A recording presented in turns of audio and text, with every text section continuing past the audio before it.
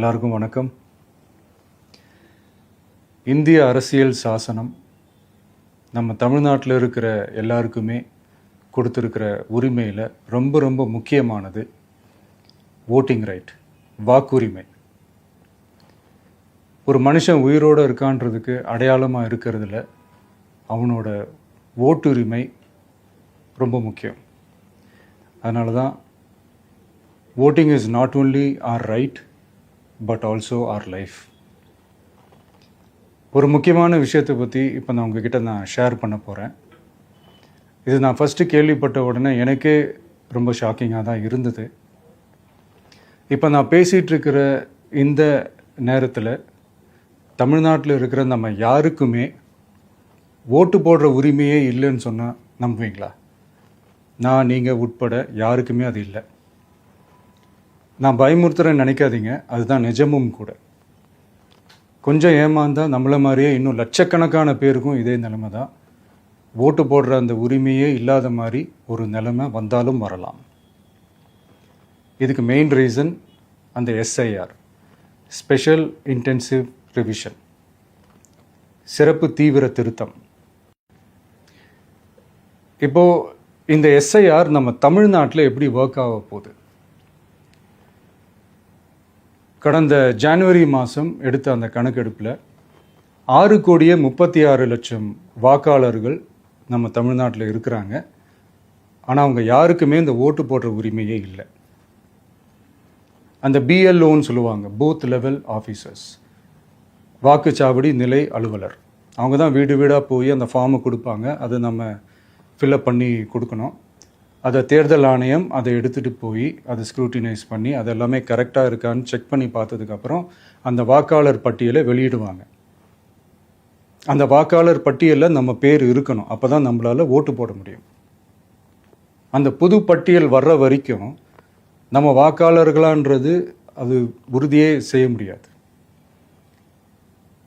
In case அந்த புது பட்டியலில் நம்ம பேர் இல்லைன்னா அது ஒரு தனி ப்ராசஸ், அது ஒரு தனி ஃபார்ம், அது ஒரு தனி கிளைம்ன்ற மாதிரி அது ஒரு வேறு வேலை.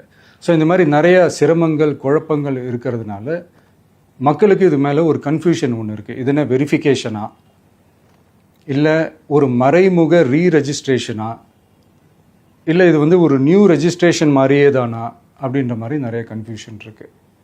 அவங்க செய்ய வேண்டியதெல்லாம் ஒன்று தான்.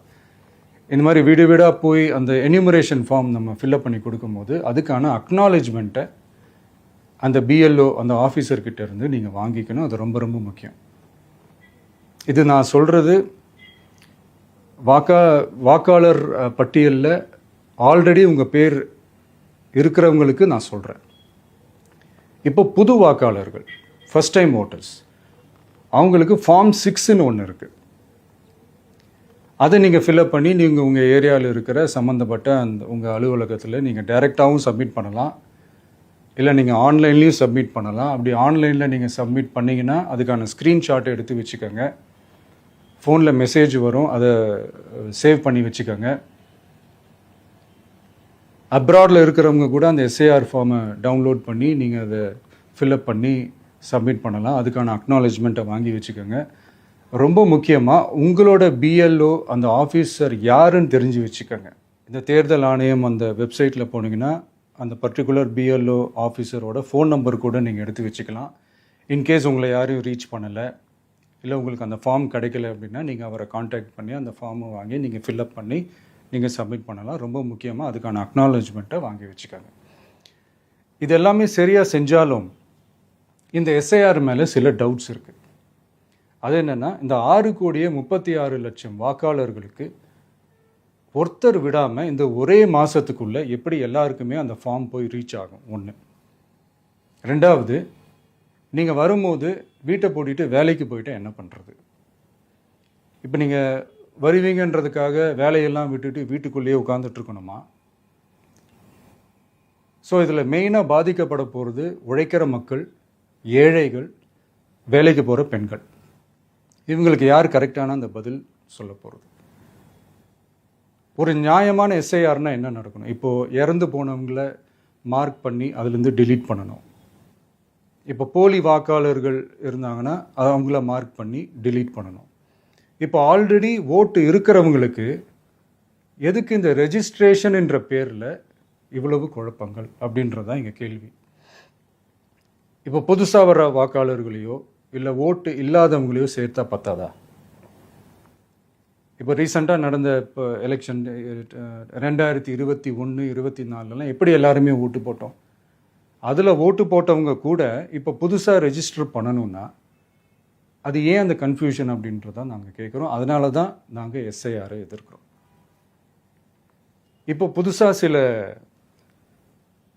கம்ப்ளைண்ட்ஸ்லாம் வர ஆரம்பிக்குது. அது என்னென்னா முக்கியமாக நம்மளுடைய டிவிகே தோழர்களுக்கு அந்த ஃபார்ம் கிடைக்க மாட்டேங்குது, கொடுக்க மாட்டேன்றாங்க அப்படின்ற சில கம்ப்ளைண்ட்ஸ். இது யார் பண்ணுறாங்க அப்படின்றது நான் தான் சொல்லி தெரிய வேணும்னு ஒன்றும் அவசியம் இல்லை உங்களுக்கு. இப்போ இருக்கிற ஆட்சியாளர்கள் அவங்களுக்கு கைப்பாவையாக இருக்கக்கூடிய சில பேர் இதை செய்ய ஸ்டார்ட் பண்ணியிருக்கிறாங்க. அதனால் மைடியர் வர்ச்சுவல் வாரியர்ஸ், இதை சாதாரணமாக எடுத்துக்காதீங்க. இது எல்லாருக்குமே அந்த ஃபார்ம் போய் ரீச் ஆகணும். இதில் ரொம்ப உறுதியாக இருங்க. அதையும் மீறி உங்களுக்கு அந்த ஃபார்ம் கிடைக்கலன்னா இருக்கவே இருக்கும் ஆன்லைன். தேர்தல் ஆணையம் அந்த வெப்சைட்டில் போய் அந்த ஃபார்மை டவுன்லோட் பண்ணி நீங்கள் ஃபில்அப் பண்ணி சப்மிட் பண்ணலாம். உங்கள் வீட்டில் இருக்கிறவங்களுக்கு நீங்கள் செஞ்சு கொடுங்க, பக்கத்து வீட்டில் இருக்கிறவங்களுக்கு செஞ்சு கொடுங்க, தெரிஞ்சவங்களுக்கு, தெரியாதவங்களுக்கு, பழகினவங்களுக்கு, பழகாதவங்களுக்கு எல்லாருக்குமே நீங்கள் தயவு செஞ்சு கொடுங்க. அண்ட் ரொம்ப முக்கியமாக நம்ம ஜென்சி கிட்ஸ், நம்ம ஃபஸ்ட் டைம் ஓட்டர்ஸ், நம்ம புது வாக்காளர்கள், நம்ம நண்பா நண்பிகள், அவங்க ரொம்ப கேர்ஃபுல்லாக இருக்கணும்.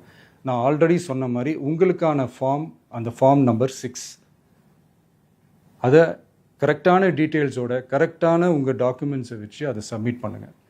ஏன்னா வரப்போகிற தேர்தலில் நீங்கள் தான், அந்த ஜென்சி வாக்காளர்கள் தான் மிக முக்கியமான ஒரு ஃபோர்ஸ் அப்படின்றது எல்லாருக்குமே தெரிஞ்ச ஒரு விஷயம். அதனால் உங்களை டிஸ்டர்ப் பண்ணுறதுக்கு, உங்கள் பேரை அதில் இன்க்ளூட் பண்ணாமல் செய்கிறதுக்கு என்னென்ன வேலைகள் செய்யணுமோ, என்னென்ன தில்லுமுள்ளு வேலைகள் செய்யணுமோ எல்லாமே அவங்க செய்வாங்க. இது நமக்கு எல்லா திசையிலையும் எல்லா பிரச்சனைகள் கொடுத்துட்டு தானே இருக்கிறாங்க.